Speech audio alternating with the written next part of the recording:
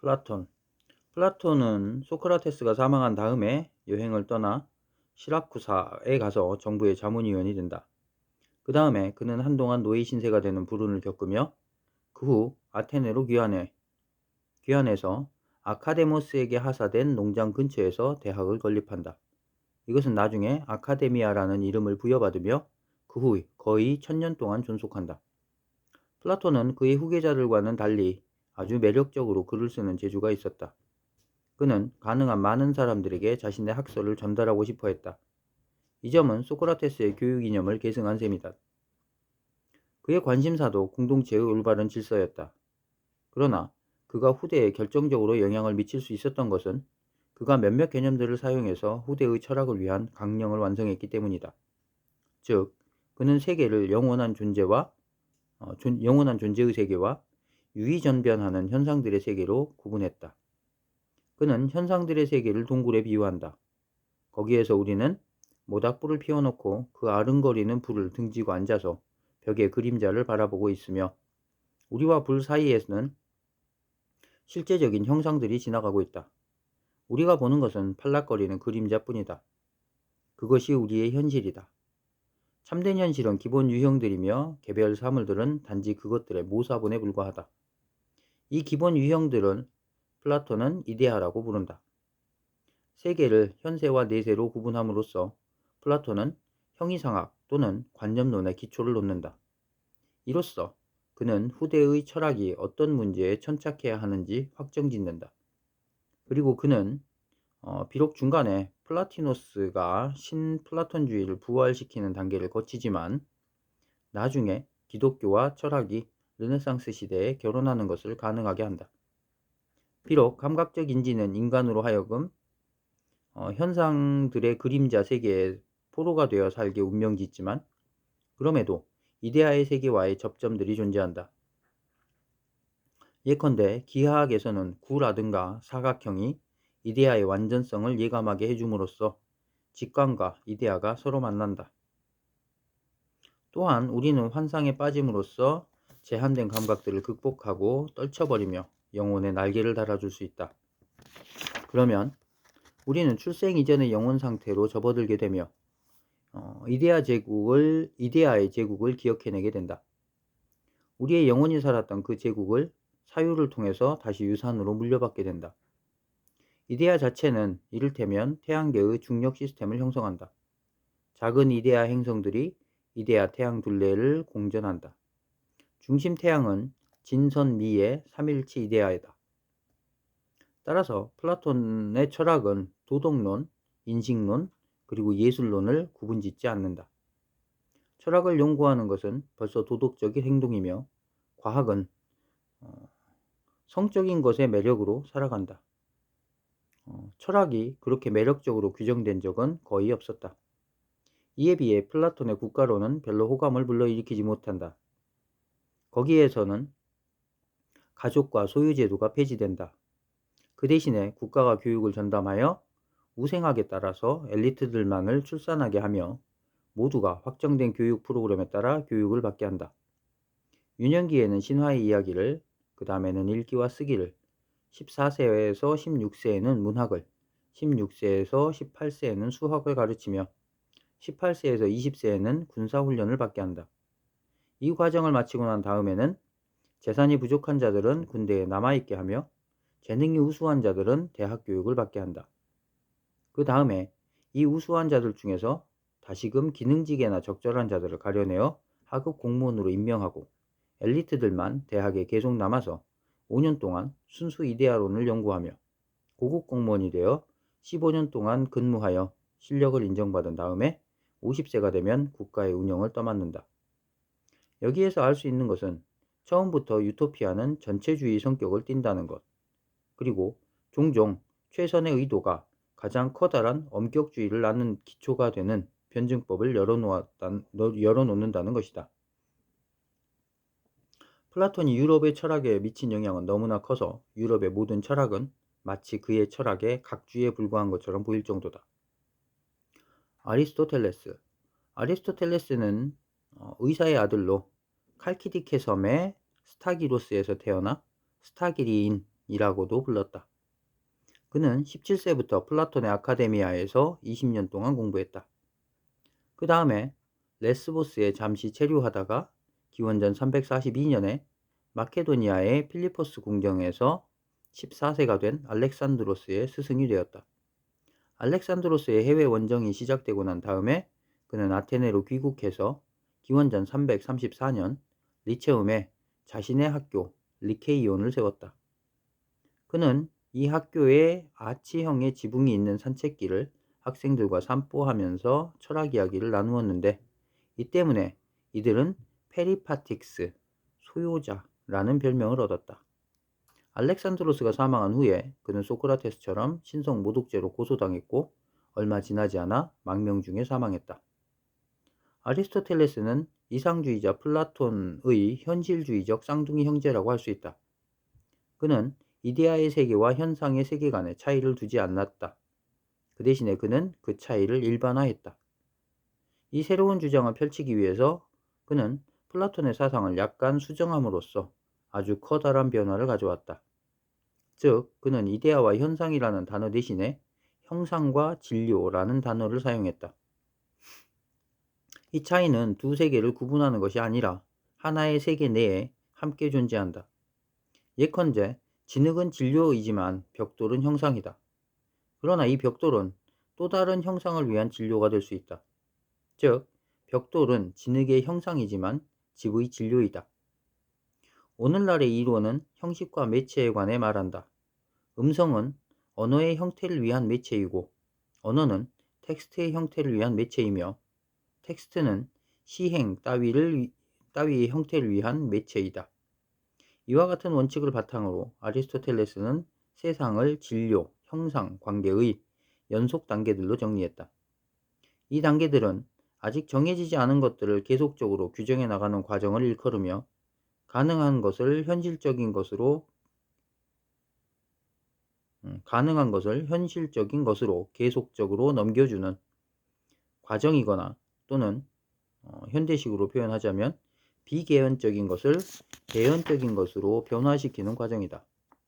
수다스러운 잡담 사이에서 시가 생겨날 수 있는데, 이는 미켈란젤로의 다비드상이 대리석 덩어리에서 생겨나는 것과 똑같은 원리다. 형상은 진료를 잠에서 깨워 긴장된 존재가 되게 한다. 오늘날 사람들은 요소들의 느슨한 결합 그리고 긴밀한 결합에 관해 말한다. 소음은 느슨하게 결합된 소리들이며, 언어는 이것들이 엄밀하게 결합된 것이다. 순수한 형식, 전혀 가능해 보이지 않는 것, 그리고 가장 현실적인 것은 신의 정신이다. 이 정신은 진료가 형상이 되게 하는 최초의 원인이다. 다른 모든 사물들에는 형상과 진료가 뒤섞여 있다. 이로써 신체 영혼 문제도 해결된다. 영혼은 형상이며 신체는 진료다. 우리는 영혼의 내면에 식물적 영혼, 동물적 영혼, 그리고 합리적인 영혼이 단계화되어 나란히 공존함을 볼 수 있다. 사물이 변화하고 운동하는 한 아직 완전하다고 볼 수 없다. 불변성과 안정은 완성에 대한 최고의 표지다. 신은 안정적이다. 안정과 불안정의 이 대립상은 나중에 중력 이론을 완성하는 데 방해가 되는 장애물로 밝혀질 운명에 처했다. 이렇게 질서 잡힌 존재들의 세계상과 아리스토텔레스의 논리학의 토대 위에서 토마스 아퀴나스를 의시한 스콜라 철학자들은 중세의 세계상을 건축했다. 이들은 아리스토텔레스의 저술을 아랍인들의 전수로 재발견했는데, 이리하여 아리스토텔레스는 중세 최고의 철학자로 등극했고, 그의 통치는 플라톤 르네상스가 시작될 때까지 이어졌다. 즉, 르네상스 이전까지 아리스토텔레스의 권위는 거의 무제한적이었다. 따라서 오늘날 중세 연구는 아리스토텔레스 연구 없이는 불가능하다. 그 밖의 철학학파, 또 하나의 철학학파로 자리 잡은 것은 견유학파이다. 이들의 최고 목표는 무욕이다. 쓰레기통이나 술통 속에서 잠을 자는 디오게네스와 같은 잠보 철학자들이 거기에서 배출되었다. 알렉산드로스 대왕이 디오게네스를 찾아가 원하는 것이 없느냐고 묻자 그는 주저없이 이렇게 말했다. 내 햇볕을 가리지 말고 저리 비켜주시오. 알렉산드로스는 내가 알렉산드로스가 아니라면 디오게네스가 되고 싶소 라고 대답했다. 견유학파라는 명칭은 그들의 삶이 개의 삶 같다는 데서 생겨났다. 오늘날 독일의 문예학자 슬로터다이크, 독일은 유전공학에 대해 나치 이후 알레르기 반응을 일으키는데 이러한 사회의 터부 통념들을 신랄하게 비판한 사람이랍니다. 독일의 문학자 슬로다이크는 이 의미를 다시 포착하고 옹호했다. 스토아 학파는 스토아, 즉 주랑, 그리스 공공건물에서 일렬로 늘어선 둥근 기둥들로 이루어진 복도, 주랑에 따라 생겨났다. 이 학파에 소속된 철학자들은 무관심을 슬로건으로 내걸어 대중의 인기를 끌었다. 그 가르침은 특히 로마의 폭군 네로의 학정 시대에 더욱 확산되었다. 사랑스러운 에피쿠로스의 추종자들은 감각적 인지를 인식의 유일한 원천으로 삼았고 인간의 최고 목표를 쾌락으로 정했다. 세련된 도시풍과 민주적 태도와 판단 유보적 자세를 실천한 회의론자들도 있었다. 이들은 철학의 시발점인 회의를 삶 전체의 기본으로 삼았는데 이 때문에 확실한 이념을 중시하는 사람들로부터 무골호인이라는 비난을 들어야 했다. 로마의 역사. 프랑스 남부 롱강 어귀의 도시 아르레는 로마 시대의 야외 모래 경기장이 아직 오늘날까지도 온존되어 있으며 영업을 하고 있다. 중세에는 도시 전체가 이런 거대한 경기장이었다. 도시가 오히려 이 경기장 안에 조립식으로 건설되었는데 이 경기장의 담장은 아르시 전체의 성곽과 일치했다. 이것은 상징적 의미를 지니고 있다. 근대 유럽은 로마 제국의 폐허 이위에서 성장했다. 이 폐허는 지속성의 감정을 매개한다. 이 말은 특히 정치제도들에 해당된다. 프랑크족의 영웅 샤를마뉴 대제가 서기 800년 크리스마스 축제 때 교황 레오로부터 황제의 관을 받았을 때도 그들은 자신들이 로마 제국을 재건한다고 굳게 믿고 있었다. 카를 대제의 관료들은 법률을 라틴어로 작성했다. 지식인들은 글을 쓰거나 말을 할 때 라틴어를 사용했다. 오늘날까지도 라틴어는 로마 교회의 언어이다. 특히 로마의 역사는 오늘날에도 유럽인이 역사를 배울 때 교과서를 통하여 역사의 실험 규정처럼 인정받고 있다. 따라서 우리는 후대의 유럽을 매료시킨 로마의 역사상의 드라마와 인물들을 알아야 한다. 전사, 앞전자예요. 기원전 753년에서 200년. 로마의 역사를 간단히 기술하기 위해서 필자는 기원전 200년부터 살펴보고자 하며 그 이전의 역사는 서곡으로 간주해 간략하게 넘어가고자 한다. 왜 하필이면 기원전 200년인가? 이때 로마가 이탈리아 전체를 통일했기 때문이다. 헌법을 확립했고 두 차례의 국제전쟁에서 카르타고인들을 정복했으며 그 후 70년간은 마케도니아 그리고 지중해 동부와 그리스화된 지역을 꿀꺽 삼킬 채비를 하기 시작했다. 전설에 따르면 기원전 753년에 쌍둥이 형제 로물루스와 레무스가 로마를 세웠다. 이들은 갓난아기 때 들판에 버려졌으며 늑대의 젖을 먹고 자랐다고 한다. 그래서 늑대의 젖을 빨고 있는 쌍둥이는 로마의 상징이 되었다. 기원전 510년경까지 로마는 북쪽에 사는 에트루리아족의 왕들이 통치했다. 이들은 해적지를 일삼는 쾌락주의자로 수많은 요리 냄비, 원뿔용 석조 건물, 그리고 인조치아 이외에는 이렇다 할 문화유산을 남기지 못했다. 그 다음에 로마는 공화국이 되었다. 기원전 510년에서 기원전 270년 사이에 로마는 이탈리아 반도의 나머지 지역을 모두 정복했으며 귀족들과 평민들 간의 내전에 휩싸였다. 그 결과 헌법이 생겨났는데 이 헌법은 거기에 명시된 모든 관직 명칭과 더불어 후대의 모든 헌법의 모태가 되었다. 헌법. 로마의 통치자는 동등한 권한을 갖는 두 명의 집정관으로 이들은 해마다 새로 선출되었고 군의 최고 통수권자를 겸했다. 최고의 국가기관은 원로원이었다. 의원들은 선출되는 것이 아니라 집정관이 퇴직한 국가 공무원들 중에서 골라 종신직으로 임명했다. 공화국 시대에는 이 원로원의 국가 권력이 집중되었다. 그 밖에도 현대의 정부 관료와 비슷한 직책이 있었다. 검열관들은 도덕 및 납세를 감독했고 공공건물들의 운영을 맡았다. 감찰관은 경찰청장에 해당하며 국가의 경기대회들을 관장했다. 재무관은 국고를 관리했고 사법부는 대법관이 맡았다. 이런 직책을 맡은 사람은 보라색 띠를 덧두른 토가를 입었고 그들 뒤에는 띠를 칭칭 감은 도끼인 파스케스를 권력의 상징으로 어깨에 메고 다니는 시종이 따라다녔다. 로마 제국의 이 상징을 무솔리니가 수용해서 당의 표장으로 삼아 그의 추종자들은 나중에 파시스트로 불리게 되었다. 파스케스라는 상징을 달고 다녀서 파시스트가 되었답니다. 호민관들은 특별한 역할을 담당했다. 그들은 오늘날 경영참모와 비슷한데 국민을 관료주의에서 보호했다. 그들은 국가의 정책 결정에 거부권을 행사할 수 있었고 평민 집회에 자신의 결의안을 제출할 수 있었다. 공화국 말기에 그들은 오늘날의 노조 대표들과 마찬가지로 정치를 방해하는 봉쇄 전략에 치우쳤다. 포에니 전쟁, 기원전 264년에서 241년, 기원전 218년에서 201년. 로마 최초의 국난 극복 드라마와 강대국으로서의 상승은 1차 및 2차 포에니 전쟁을 통해 완성되었다. 상대국은 페니키아의 상업민족으로 수도는 카르타고, 오늘날 투니스 근방이었습니다. 로마는 이들로부터 1차 전쟁 때 시칠리아를 빼앗았다. 2차 카르타고 전쟁은 극적으로 진행되어 후세 사람들의 상상력을 사로잡았다. 그것은 카르타고의 한니발 장군이 한때 대담하게 로마를 점령하고 거의 무력화시켰다가 패망했기 때문이다. 전쟁터를 이탈리아로 옮겨놓기 위해서 그는 10만의 병력과 37마리의 코끼리를 이끌고 남프랑스를 횡단했고 2주일 만에 알프스 산맥을 넘어 자신의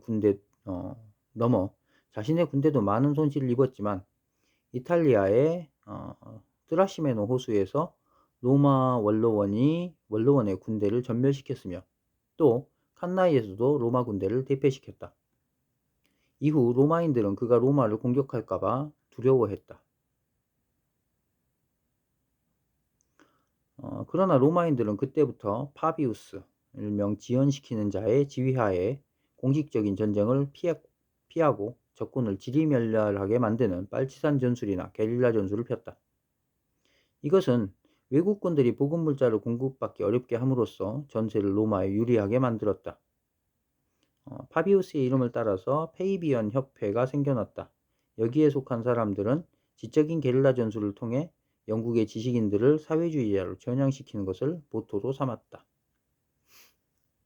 그 다음에 스키피오가 전쟁터를 아프리카로 옮겨가자 한니발은 본국으로 소환되었고 자마 전투에서 패배했다. 하지만 한니발은 그 후에도 반로마 동맹을 결성하고자 했고 로마는 그의 신병을 넘겨달라고 요구했다. 그러자 그는 망명을 떠나 자살했다. 그는 아주 독창적이었으나 결국 실패하고만 낭만주의자였다. 그는 본의 아니게 로마가 세계의 강대국으로 부상하는 것을 도와준 꼴이 되었으며 알렉산드로스의 그리스 유산을 물려받은 후계자가 되게 해주었다. 이제 우리는 기원전 200년에 도달했다. 그 뒤를 잇는 70년간에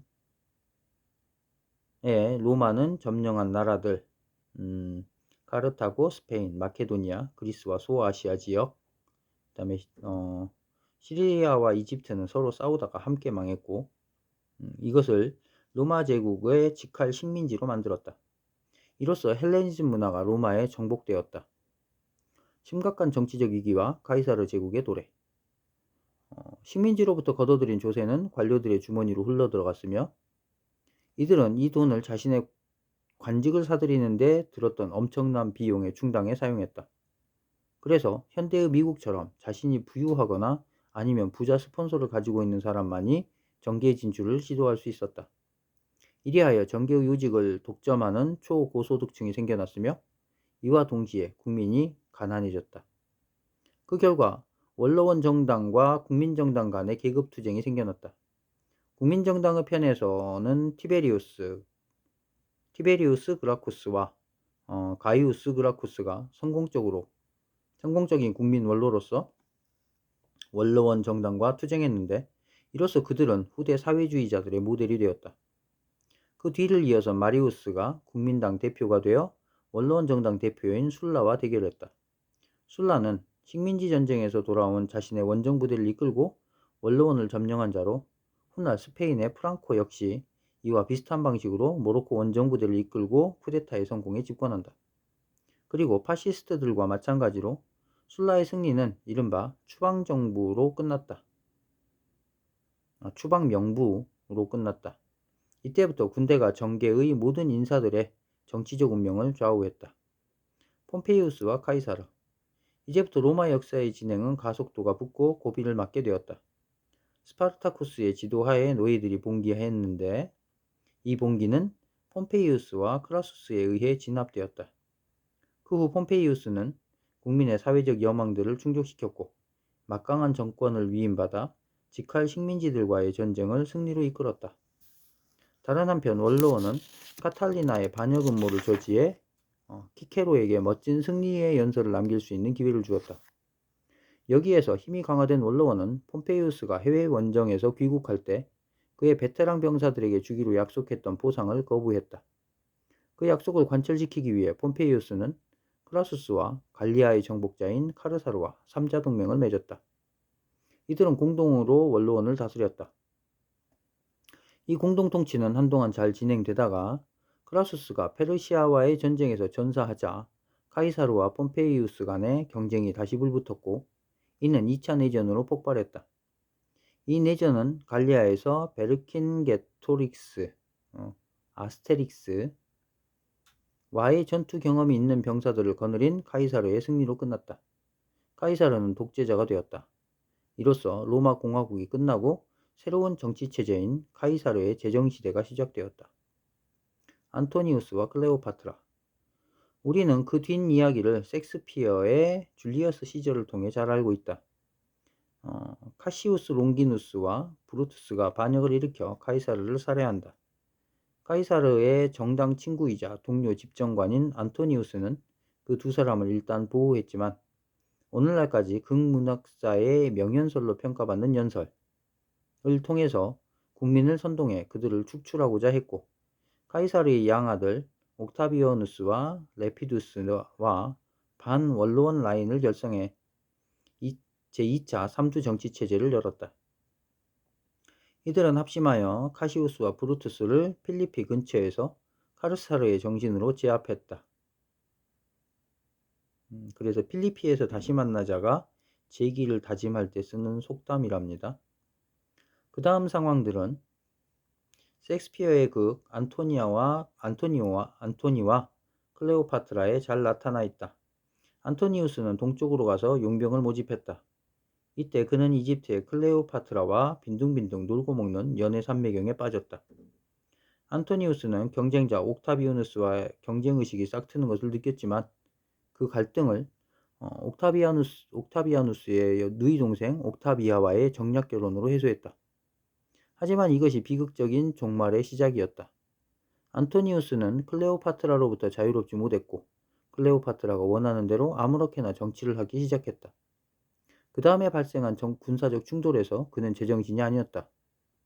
그는 클레오파트라의 자살 소문을 접하자 스스로 목숨을 끊었다. 아우구스투스. 이로써 고비는 지나갔다. 이제 옥타비아누스가 단독 지배자가 되었다. 그러나 그는 카이사르에 대한 반역 사건에서 배운 것이 있었다. 그는 공화국의 겉모습을 유지함으로써 공화주의자들의 감정을 보살펴 주었다.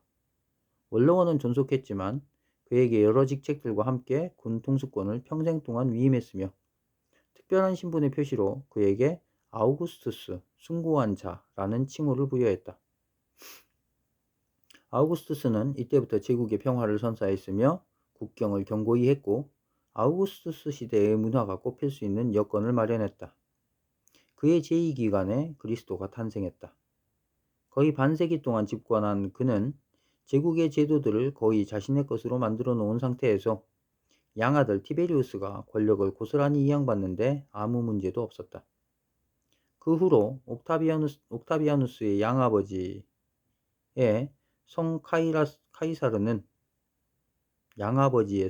카이사르는 왕들에 대한 칭호가 되었다. 예를 들면 독일어의 카이저, 러시아의 짜르가 거기에서 유래했다. 그 이후 모든 제왕들은 카이사르의 후계자임을 자처했다. 제정시대 네로와 그 밖의 황제들. 로마 제국은 제국의 제도와 흥망성쇠를 함께했다. 로마 제국은 약 500년간 계속되었다. 황제들 중에는 별의별 인물이 다 있었다. 티베리우스의 다음 황제부터 일찌감치 기괴한 짓을 해서 후세 사람들의 기억에 깊이 남는 황제들이 있었다. 작은 장화라는 별명의 칼리쿨라는 자신의 말을 원로원 의원으로 임명할 정도로 미친 황제였다. 황제 클라우디우스에게서 특기할 만한 것은 우둔함 뿐이었다. 그는 한없이 방종한 부인 메살리나를 처형하고 나서 훨씬 더 고약한 아그리피나, 즉 네로의 모친과 결혼했으나 이 여자는 그를 독살했다. 그가 황제로서 남긴 업적은 아주 보잘것없었다. 그는 알파벳의 세 글자를 새로 첨가했으나 그가 죽은 다음에 이내 사라졌다. 네로는 철학자 세네카로부터 가정교육을 받았으며 처음에는 폭군이 아니었으나 자신의 모친을 살해한 다음부터는 성격이 비뚤어지기 시작했다. 매력적인 포파이아 사비나와 결혼하고 싶어진 네로는 부인을 살해했다. 그리고 그는 광기에 사로잡혔다. 그것은 신들린 바그너, 시계 혼미함, 음악적 딜레탕티즘과 자제하기 힘든 건축열이 뒤섞인 것이었다. 광기 어린 자신의 건축 계획을 실천할 부지를 마련하기 위해 로마에 불을 질렀으며 호메로스가 불타는 트로이에 대해 노래를 불렀듯이 화제의 광경을 보고 랩소디를 읊조렸으며 그 다음에는 기독교인들과 유대인들을 그 화제의 방화범으로 몰아 박해했다. 이것은 훗날 히틀러가 제국의회 방화 사건을 정치적으로 이용할 때 기막힌 모델이 되어주었다. 그러나 네로의 그런 행동은 히틀러의 경우와는 달리 그의 근위병들조차 참을 수 없는 짓이었으므로 이들의 버림을 받아 이들에게 살해당했다. 그 다음에 플라비우스 베누파시아누스 황제 이후 훌륭한 황제들이 다스렸다. 이 중에서 베스파시아누스와 그의 아들 티투스 베스파시아누스는 유대인의 독립운동을 진압하고 예루살렘 성전을 파괴해 역사에 오명을 남겼다. 전체적으로 보아 가장 이성적이고 훌륭한 업적을 낳은 황제로는 트라이아누스, 히드리아누스, 마르쿠스 아우렐리우스가 있다. 하강 서기 180년부터 100년 동안 로마 제국은 군대와 근위병들의 놀이객감이 되었다. 3세기에 들어와서도 시민의 자유의 박탈, 도시 주민의 빈곤, 도시 자치권의 종식, 소작농의 농노화, 그리고 직장 조합의 국가 예속 따위의 사회적 변화가 있었다.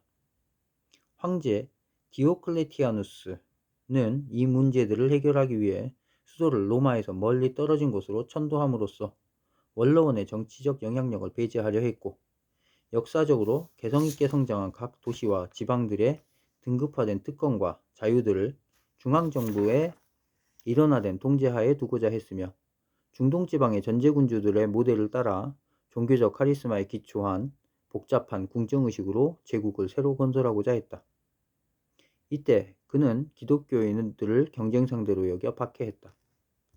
로마 기독교화되다. 그의 후계자 콘스탄티누스 대제 역시 그런 개혁의 길을 걸었다. 다만 그는 방향을 선회해서 기독교를 정치에 봉사하게 만들며 제국을 중동 문화화함으로써 구제한다는 착상에 푹 빠져 있었다. 그것은 세계사적인 결정이었으며 이때 기독교가 국교가 되었다. 니케아 공의회에서 아타나시오스의 교리를 채택하고 그 경쟁자인 아리우스의 모든 후계자들을 이단으로 규정했다. 아리우스는 그리스도의 신성을 부정하는 가현실을 주장하여 니케아 공의회에서 이단자로 규정되어 추방되었답니다. 기독교를 통해 제국을 중동 문화화한다는 상징으로 황제는 수도를 비잔티움으로 천도했으며 이 도시의 이름은 콘스탄티노플로 바꾸었다. 교황 로마에서 황제가 철수함으로 해서 로마의 주교는 정신적 황제 역할을 하면서 기독교인들의 우두머리로 부상하는 계기를 마련했다. 이때 주교는 사도 베드로가 로마에 머물렀던 것과 그리스도의 말 한마디로 그 명분을 삼았다. 즉 그리스도가 내가 이 베드로 위에 나의 교회를 세우겠다고 말했는데 베드로가 그리스어의 페트로스를 의미한다는 것이었다. 페트로스는 반석입니다. 교황제도는 이처럼 하나의 익살에 근거한 것이었는데 이 제도 자체가 나쁜 것은 아니었다. 하지만 교황들은 이 제도를 만고불변의 법으로 생각했다. 그래서 그들은 콘스탄티누스의 선물이라는 문건을 작성했다. 이에 따르면 콘스탄티누스 황제가 임종하면서 교황 실베스테르 1세에게 전 세계, 특히 기독교 국가에 대한 지배권을 유산으로 물려주었다는 것이다. 인문주의자 발라는 처음으로 그 문건이 가짜임을 밝혔다. 그러나 교황의 지배권은 이미 확고한 상태여서 루터는 이것을 다시 뒤흔들기 위해 전혀 다른 주장을 세워야 했다.